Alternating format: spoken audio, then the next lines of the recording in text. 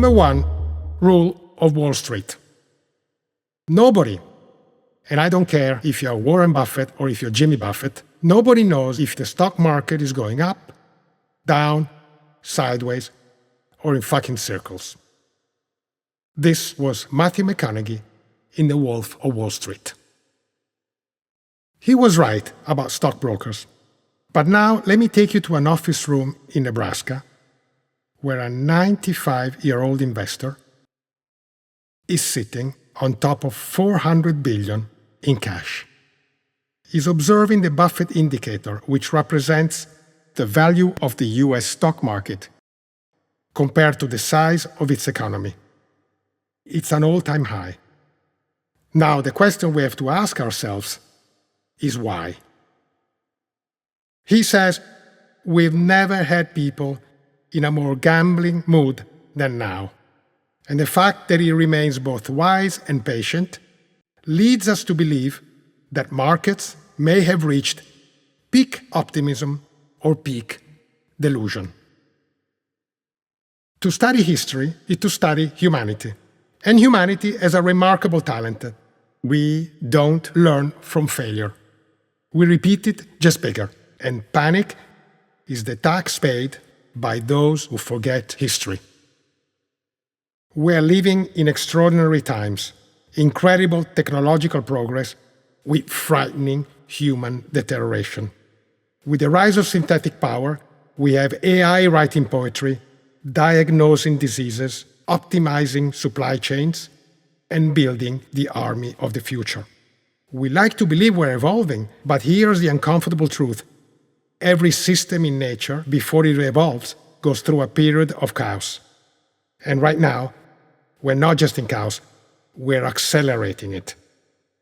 Because information amplifies everything. Panic spreads faster. Greed spreads faster. And logic spreads slower. So bull markets are about dreams. This time is different. Bear markets, it's about cash flow. It's like rediscovering gravity. And right now, there is no gravity.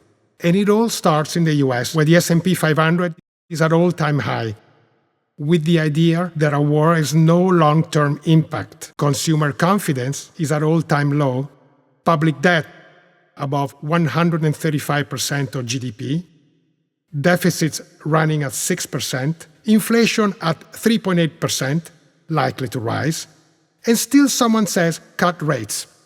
Max 7 free cash flow generation has gone to zero, given the massive AI capex cycle.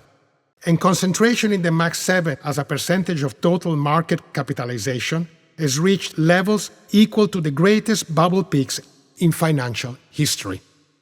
So how is the world of tech reacting? There's something very unique about people in Silicon Valley. They genuinely perceive technology as so important that what they built is somehow immune to the fact that financial markets rise on optimism, peak on arrogance, and collapse on denial. They like to believe they're in control. They build plans, forecast, strategies, they optimize, refine, scale. But the truth is, the market does not always follow their plans. It behaves like the ocean, and the ocean does not ask for permission. Sometimes it's calm, and they start believing the growth is linear. Then all of a sudden, the wave comes. So how do you confront and control this situation? A surfer does not control the wave. They observe it, they read it, they feel it coming. Too early, they lose momentum. Too late, they get crushed. But when the timing is right, they turn uncertainty into movement, into progress, into opportunity. So the winners are not the ones who saw the future first. The winners are the ones who were ready to move when it arrived. Today, however, we face a different kind of disruption, a different kind of bubble, one driven not by subprime mortgages, but by algorithms. Artificial intelligence is transforming the global economy at a pace we've never seen before.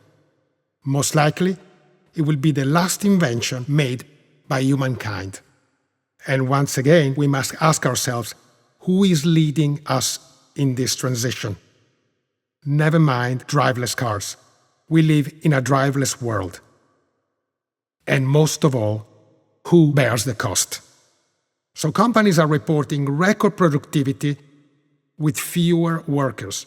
Stock prices rise, executive compensation soars, and unemployment claims continue to tick upward in the communities that can least absorb the shock. So why do economic disruptions always seem to land the hardest on those at the bottom?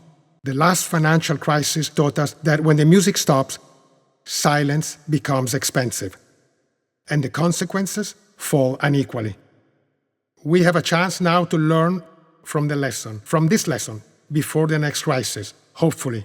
We need policies that ensure the gains from technological progress are shared broadly.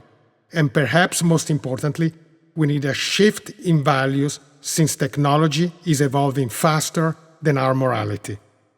The question is not whether AI will change the world. Of course it will.